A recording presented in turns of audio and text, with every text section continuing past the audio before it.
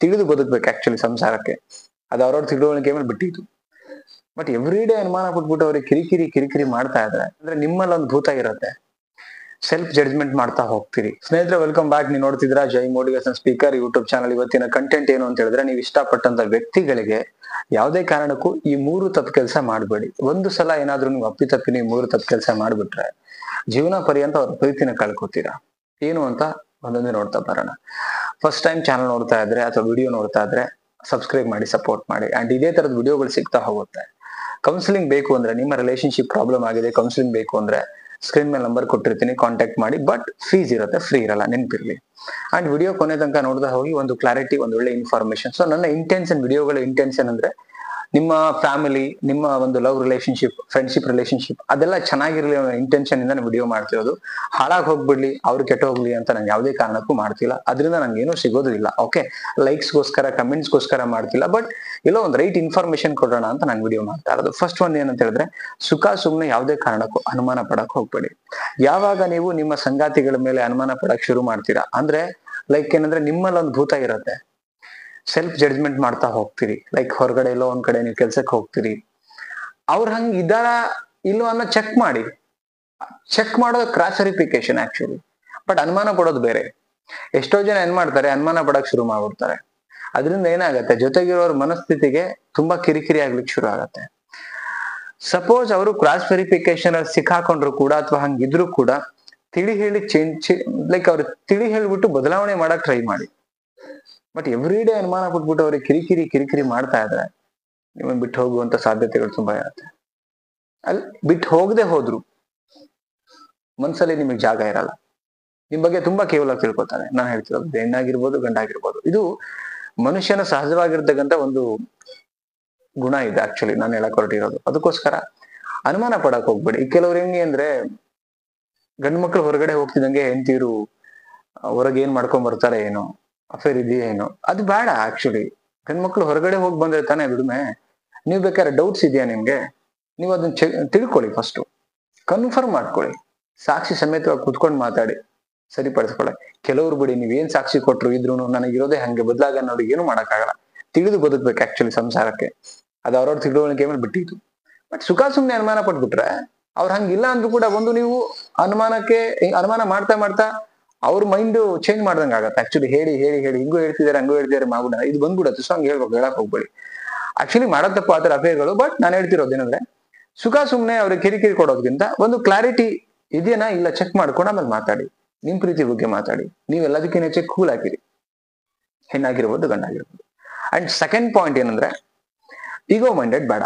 ಎಷ್ಟೋ ಜನ ಒಂದು ಸಂಸಾರ ಅಂತ ಆದ್ಮೇಲೆ ಈಗೋ ಮೈಂಡೆಡ್ ಇರ್ತಾರೆ. ಹೆಂಗೆ, ನಿನ್ ಸಂಸಾರ ಇದು, ನಿನಗೆ ಹೆಂಗ್ ಬೇಕು ಹಂಗಿರು, ನನಗೆ ಕೇಳ್ಬೇಡ ಅವೆಲ್ಲ, ನನ್ಗೆ ಗೊತ್ತೂ ಇಲ್ಲ ಆಕ್ಚುಲಿ. ನನ್ ಕೆಲ್ಸ ಏನು ನಾನು ಮಾಡ್ಕೋತೀನಿ. ಹೆಣ್ಣು ಹಿಂಗಿರ್ತಾರೆ, ಗಂಡು ಹಾಕಿರ್ತಾರೆ. ನಿಂದ ನೀನ್ ನೋಡ್ಕೋ. ಆಕ್ಚುಲಿ ನಿಂದ ನೀನ್ ನೋಡ್ಕೋ ಅಂತ ಏನ್ ಹೇಳ್ತೀವಿ ನಾವು, ಹಂಗಿದ್ದಿದ್ರೆ ಮದುವೆ ಏನಕ್ಕೆ ಆಗ್ಬೇಕಿತ್ತು? ಅದೇ ಒಂದ್ ಮನೆಯಲ್ಲಿ ಇಬ್ರು ಏನಕ್ಕೆ ಬಾಳ್ಬೇಕಿತ್ತು? ಒಂಟಿಯಾಗಿರ್ಬೋದಿತ್ತಲ್ಲ. ನನ್ ಪಾಯಿಂಟ್ ಕರೆಕ್ಟ್. ಇಬ್ರಿಗೂ ಪಟ್ಟಿದೆ ಅಂದ್ಮೇಲೆ ಇಬ್ರು ಕುತ್ಕೊಂಡು ಏನ್ ಒಳ್ಳೇದು, ಏನ್ ಕೆಟ್ಟದ್ದು, ಏನ್ ಮಾಡ್ಬೇಕು, ಏನ್ ಮಾಡ್ಬಾರ್ದು ಡಿಸ್ಕಷನ್ ಮಾಡ್ಬೇಕು. ಅಂಡ್ ಎಲ್ಲದಕ್ಕಿಂತ ಹೆಚ್ಚಾಗಿ ಈಗೋ ಮೈಂಡೆಡ್ ಬೇಡ. ನಂದೇ ಕರೆಕ್ಟು, ನಾನೇ ಸರಿ, ನಾನು ಹೇಳಿದ್ದೇ ನಡಿಬೇಕು. ಈ ಕೆಲವು ಹೆಣ್ಮಕ್ಳು ಇರ್ತಾರೆ, ನಾನು ಎಲ್ರಿಗೂ ಮಾತಾಡ್ತಿಲ್ಲ, ಮತ್ತೆ ಹೆಣ್ಮಕ್ಳು ಅಲ್ಲಿ ನೆಗೆಟಿವ್ ಬಂದಣ ನಮಗೆ ಹೇಳಿದ್ರು, ಯಾರಿಗೂ ಹೇಳ್ತೀರಿ, ಕೆಲವ್ರು ಇರ್ತಾರೆ, ಇದ್ದವ್ರಿಗೆ ಇದು ಆಗತ್ತೆ. ಗಂಡನ ಪಾಪ ಸ್ಯಾಲ್ರಿ ಕಮ್ಮಿ ಇರೋದ್ರಲ್ಲಿ ಹೆಂಗೋ ಜೀವನ ಮಾಡ್ಕೊಂಡು ಹೋಗ್ತಿರ್ತಾರೆ. ಪಕ್ಕದ ಮನೆಯವರಿಗೆ ಕೆಲವು ಹೆಣ್ಮಕ್ಳು ಕಂಪ್ಯಾರಿಸನ್ ಮಾಡ್ಕೊಂಡು, ನೋಡು ಅವ್ರು ಸೀರೆ ಕೊಡ್ಸಿದ್ದಾರೆ, ನೋಡೋರಿಗೆ ಬಂಗಾರ ಕೊಡ್ಸಿದ್ದಾರೆ, ನೋಡೋರು ಟ್ರಿಪ್ ಮಾಡಿಸ್ಕೊ ಬರ್ತಾರೆ. ಬೇಡ. ನೆಮ್ಮದಿಗಿಂದ ಆಕ್ಚುಲಿ ಏನಂತ ಹೇಳಿದ್ರೆ, ನೆಮ್ಮದಿ ತುಂಬಾ ಮುಖ್ಯ ಇರುತ್ತೆ ಲೈಫ್ ಅಲ್ಲಿ. ನಮ್ದು 15,000 ಸ್ಯಾಲ್ರಿ ಬರ್ತಾ ಇದೆ, ನಾವೊಂದ್ ಸ್ವಲ್ಪ ದುಡಿತಾ ಇದೀವಿ, ನಮ್ಮ ಮಕ್ಕಳು ಸಂಸಾರ, ಇದ್ರಲ್ಲಿ ಹೆಂಗ್ ನಾವು ಬೇರೆಯವ್ರ ಕಂಪ್ಯಾರಿಸನ್ ಬೇಡ. ನಮ್ ಸಂಸಾರ ಇದು, ಇದ್ರಲ್ಲಿ ಹೆಂಗ್ ನಾವು ನಮ್ ಸಂಸಾರನ ಸರಿಪಡಿಸ್ಕೊಳಕ್ ಸಾಧ್ಯ, ಇದನ್ನ ಯೋಚನೆ ಮಾಡಿ. ಕೆಲವು ಗಂಡ್ಮಕ್ಳು ಹಾಗೆ ಏನಂದ್ರೆ, ಪಕ್ಕದ ಮನೆ ಹೆಣ್ಮಕ್ಳು ಕಂಪ್ಯಾರಿಸನ್ ಮಾಡಿ ತನ್ನ ಹೆಂಡತಿಗೆ ಜೋರ್ ಮಾಡ್ತಾರೆ. ಅದ್ ಬೇಡ. ಅದಕ್ಕೆ ಈಗೋ ಮೈಂಡೆಡ್ ಅಂತ ಹೇಳ್ತೀವಿ ನಾವು. ನಮ್ಮ ಮನೆ, ಪಕ್ಕದ ಮನೆ ಯಾರ ಮನೆನೂ ಬೇಕಾಗಿಲ್ಲ, ಅದು ಅವ್ರ ಮನೆ, ಅವ್ರದ್ದು ಹೆಂಗೋ ಗೊತ್ತಿಲ್ಲ. ನಮ್ಮ ಮನೆಯಲ್ಲಿ ನಾವ್ ಹೆಂಗ್ ಬದುಕ್ಬೇಕು, ನಮ್ಮನೆ ಎಷ್ಟು ಸೈಜಲ್ಲಿ ಕಟ್ಕೊಂಡಿದೀವಿ, ಎಲ್ಲಿ ದೇವರ ಕೋಣೆ, ಎಲ್ಲಿ ಬೆಡ್ರೂಮ್, ಎಲ್ಲಿ ಕಿಚನ್ ಇದೆ, ನಾವ್ ಹೆಂಗಿರ್ಬೇಕು, ನಮ್ಮ ವಿಚಾರಧಾರೆಗಳು ಹೆಂಗಿರ್ಬೇಕು, ನಾವ್ ಹೆಂಗ್ ಬದುಕ್ಬೇಕು, ಇದನ್ನಷ್ಟು ಡಿಸ್ಕಷನ್ ಮಾಡ್ಬೇಕಾಗಿರೋದು. ಒಂದು ಗಂಡ ಹೆಂಡತಿ, ಆ ಮಕ್ಕಳು, ಅತ್ತೆ ಮಾವ ಸುಖವಾಗಿರ್ಬೇಕು ಅಂದ್ರೆ. ಅದನ್ನ ಬಿಟ್ಕೊಂಡು ನಂದೇ ನಡಿಬೇಕು ಅಂತ ಹೊರಟ್ರೆ ಸಂಸಾರಗಳೆಲ್ಲ ಹಾಳಾಗಿ ಹೋಗುತ್ತೆ. ಫೈನಲಿ ನಿಮ್ದು ನಡೆಸ್ತಿರೋ ಅಥವಾ ಸಂಸಾರನ ಉಳಿಸ್ತಿರೋ ನಿಮ್ಗೆ ಬಿಟ್ಟಿರೋ ವಿಚಾರ. ಸಂಸಾರ ಹಾಳು ಮಾಡ್ಕೊಂಡು ಹಿಂಗೆ ನಡಿಬೇಕಂದ್ರೆ ನೀವು ಬದುಕಿದ್ದು ವೇಸ್ಟ್ ನನ್ನ ಪ್ರಕಾರ ಲೈಫ್ ಅಲ್ಲಿ. ಓಕೆ, ನೆಕ್ಸ್ಟ್ ಪಾಯಿಂಟ್ ನೋಡೋಣ. ನಂಬಿಕೆ ದ್ರೋಹ ಮಾಡಬೇಡಿ ಯಾವುದೇ ಕಾರಣಕ್ಕೂ.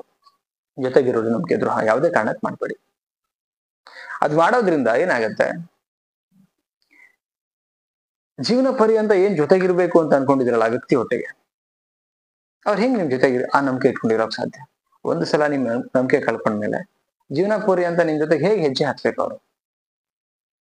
ನಿಮ್ಮನ್ನ ಹೇಗೆ ಒಪ್ಕೋಬೇಕು ಅವರು? ಸಪೋಸ್ ಆ ಪ್ಲೇಸ್ ಅಲ್ಲಿ ನೀವ್ ಆ ಪ್ಲೇಸ್ ಅಲ್ಲಿ ಇದ್ರೆ ಹೆಂಗಿರತ್ತೆ? ಆಗತ್ತಾ? ಇದನ್ನ ಯೋಚನೆ ಮಾಡ್ಬೇಕಾಗತ್ತೆ. ಈಗ ನಾನು ಆಕ್ಚುಲಿ ಈ ಪಾಯಿಂಟ್ ಅಲ್ಲಿ ಹೇಳ್ತಿರೋ ಒಂದು ಸಂಸಾರ ಸರಿ ಹೋಗ್ಬೇಕು ಅಂತ ಅಷ್ಟೇ ಇಂಟೆನ್ಷನ್. ಕೆಲವೊಂದ್ಸಲ ಗೊತ್ತೋ ಗೊತ್ತಿಲ್ಲ, ಕೆಲವೊಂದ್ಸಲ ಆಗ್ತವೆ, ಇಲ್ಲ ಅಂತ ನಾನು ಎಲ್ಲೂ ಮಾತಾಡಲ್ಲ. ಆದ್ರೆ ಹಂಗಾದಾಗ್ಲೂ ಕೂಡ ಬಿಕಾಸ್ 3 ದಿನ ಜೀವನ ಅಷ್ಟೇ ಇದು. ಎಷ್ಟೋ ಏಜ್ ಕಳೆದ್ ಬಿಟ್ಟಿದೀವಿ. ಏನಿದ್ರು ಏನೂ ಇಲ್ಲ ಮಣ್ಣಂಗಟ್ಟೆ ಜೀವನದಲ್ಲಿ. ಕಾರು, ಮನೆ, ಆಸ್ತಿ, ಬಂಗಾರ ಎಲ್ಲಾ ಬಿಟ್ಟು ಹೋಗ್ತೀವಿ ನಾವು. ಬಟ್ ಆ 3 ದಿನದಲ್ಲಿ ಹೆಂಗ್ ಬದುಕಿದೀವಿ ನಾವು? ನೆಮ್ಮದಿ ಇತ್ತಾ? ಎಲ್ಲಾ ಕೂತ್ಕೊಂಡು ಊಟ ಮಾಡಿದೀವ? ಫ್ಯಾಮಿಲಿ ನಗಾಡ್ಕೊಂಡಿದ್ಯಾ? ಆರೋಗ್ಯವಾಗಿದ್ದೀವ? ಕಿರಿಕಿರಿ ಇದೆಯೇನಾ ಇಲ್ಲ ಚೆಕ್ ಮಾಡ್ಕೊಳ್ಳಿ. ಎಷ್ಟು ಖುಷಿಯಾಗಿ ಬದುಕಿದೀವಿ ಅನ್ನೋದು ಮುಖ್ಯ ಆಗತ್ತೆ. ಓಕೆ, ಸೊ ಯಾರೆಲ್ಲ ನೋಡಿದೀರಾ ವಿಡಿಯೋ, ನಿಮ್ಗೆ ಏನ್ ಅನ್ನಿಸ್ತು ಕಮೆಂಟ್ ಮಾಡಿ ತಿಳಿಸಿ. ಅಂಡ್ ವಿಡಿಯೋ ಇಷ್ಟ ಆದ್ರೆ ದಯವಿಟ್ಟು ಶೇರ್ ಮಾಡಿ ನಿಮ್ಮ ಫ್ರೆಂಡ್ಸ್ ಗಳಿಗೆ. ಯೂಟ್ಯೂಬ್ ವಿಡಿಯೋ ಶೇರ್ ಮಾಡಿ, ಇನ್ನಷ್ಟು ಜನಗಳಿಗೆ ರೀಚ್ ಆಗ್ಲಿ. ಅಂಡ್ ನೀವು ಶೇರ್ ಮಾಡೋದ್ರಿಂದ ನನ್ನ ಚಾನಲ್ ಕೂಡ ಗ್ರೋತ್ ಆಗತ್ತೆ.